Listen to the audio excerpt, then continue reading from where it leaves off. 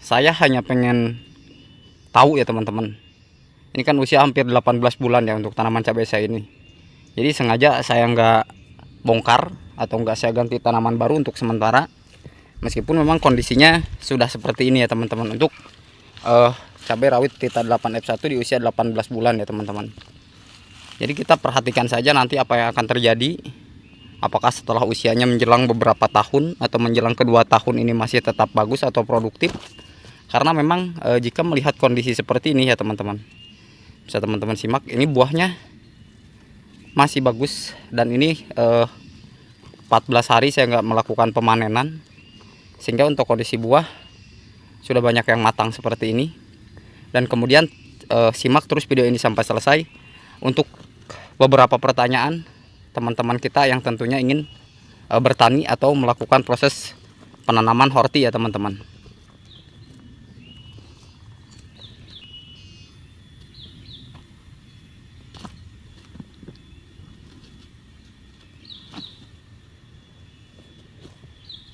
Dan ini untuk pohonnya, teman-teman simak, ini udah tinggi ya teman-teman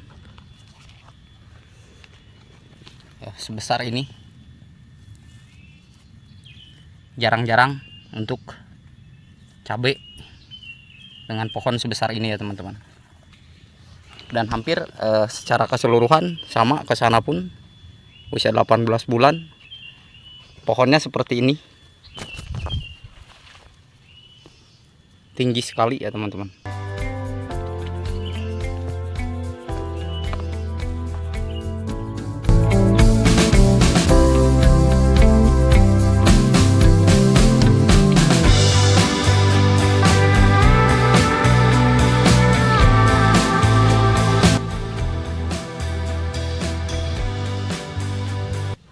Dan sekarang kita akan menjawab pertanyaan yang pertama dari sahabat kita, adalah potong pucuk dengan tidak potong pucuk.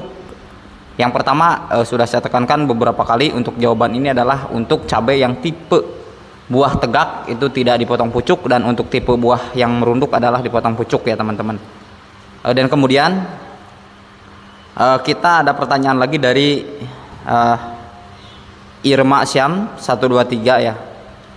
Jadi untuk penanganan layu fusarium itu sebetulnya adalah ketika kita melakukan proses pengolahan lahan, maka di situ kita harus cenderung mengaplikasikan fungisida ya teman-teman. Nah, untuk cara yang saya lakukan terkesan memang agak berbeda dari yang lain, tetapi selama saya budidaya baik tanaman cabai ataupun tanaman terong, adalah saya menggunakan garam kasar dan memalemon 14 hari setelah tanam. Itu murni fix, real, nyata, hasilnya sudah bisa dibuktikan ya teman-teman.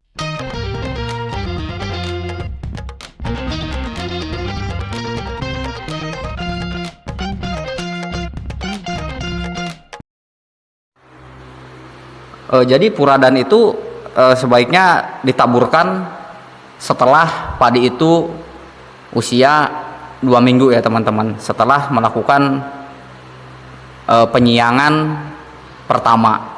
Jadi kita aplikasikan bisa langsung dengan pupuk yang kita taburkan di sawah secara langsung. Dan untuk mengendalikan burung tentunya puradan ini tidak bisa ya teman-teman, apalagi dengan cara disemprot itu tidak akan ada dampaknya atau efek langsung terhadap burung yang menyerang buah padi ya teman-teman. Dan kemudian pertanyaan yang berikutnya adalah jarak untuk jenis tanaman terong Yupita ya teman-teman. Karena memang beberapa kali saya jelaskan, setiap tanaman terong atau bibit terong yang kita tanam adalah tentunya memiliki jarak tanam yang ideal. Sehingga untuk bibit yang kita akan tanam, baik itu mereknya Mustang F1 atau Lazada F1 atau kemudian Yupita F1 dan kemudian merek Antaboga dan lain sebagainya, itu adalah tentunya jarak tanamnya pun berbeda-beda. Oleh karenanya untuk idealnya untuk tanaman terong jenis terong Yupita, untuk jarak tanam adalah dari tanaman satu ke tanaman yang lain, saya sarankan itu 65 cm ya teman-teman. Itu 65 cm sudah ideal, terkecuali untuk tanaman terong merek Antaboga ya teman-teman, karena memang pohonnya tinggi dan besar, itu sebaiknya 75 cm jarak antar tanaman ya teman-teman. Dan kemudian pertanyaan yang berikutnya adalah, jika tanaman pepaya buahnya itu berkeringat getah ya teman-teman. Jadi yang namanya getah pepaya itu ketika ngocor ke buahnya langsung itu tidak jadi masalah ya teman-teman. Karena ketika kita melakukan proses pemanenan nantinya, kita cuci atau kita lap dengan kain basah pun buahnya itu tetap bisa kita jual ya teman-teman. Jadi untuk getah yang menetes ke buah pepaya itu tidak jadi masalah ya teman-teman. Lanjutkan saja prosesnya dan lanjutkan saja untuk proses perawatannya, dan nanti sampai pemetikan ketika ada bercak kekuningan itu tandanya tanaman pepaya itu sudah siap kita melakukan proses pemanenan ya teman-teman. Dan kemudian pertanyaan yang berikutnya adalah, sampai berapa kali cabai rawit hibrida itu bisa dijadikan benih turunan? Sebagaimana yang telah saya jelaskan pada video minggu yang lalu, bahwa untuk membuat jenis cabai rawit turunan atau kita melakukan proses pembibitan ulang dengan tanaman cabai khususnya pelita 8F1 yang kita tanam, itu minimal adalah 10 kali petik, ke 11 kalinya baru kita bisa melakukan proses pembenihan ulang. Diharapkan dengan cara tersebut maka untuk bibit yang kita hasilkan itu adalah cenderung berkualitas bagus. Semana yang telah teman-teman saksikan, ini pun adalah tanaman cabai yang saya tanam, ini yang di polybag ini yang ada tampak di layar, ini adalah benih turunan ya teman-teman. Jadi bibit turunan yang sengaja saya tanam, dan kemudian memang hasilnya bentuknya seperti ini.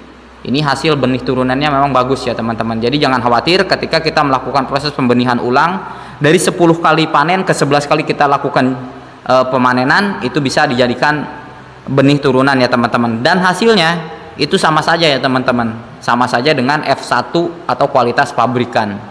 Dan kemudian untuk pertanyaan berikutnya adalah ya, jika kita melakukan proses penanaman cabai ternyata beberapa persen yang mati atau terkena layu fusarium, itu sekali lagi adalah dalam proses pengolahan lahan tentunya kurang baik dan benar, sehingga untuk melakukan proses pengolahan lahan untuk proses tanaman cabai, saya sarankan yang pertama adalah bersihkan gulma terlebih dahulu, kemudian membuat bedengan yang ideal, kemudian pupuk kandang atau pupuk kotoran hewan yang sudah kita fermentasi, dan kemudian adalah jarak tanam yang baik dan benar, dan kemudian adalah memberikan proses tutorial yang pernah saya berikan, yaitu dengan memberikan garam kasar dan mama lemon setelah usia 14 hari setelah tanam. Dan untuk bibit yang bisa kita langsung tanam ke lubang tanam di lahan, itu adalah usianya minimal adalah 1 bulan dari polybag ya, bukan benih atau bibit cabutan. Karena bibit cabutan dengan bibit yang kita tanam di polybag itu secara perkembangan dan pertumbuhan baik pun secara produksi itu sangat jauh berbeda ya teman-teman.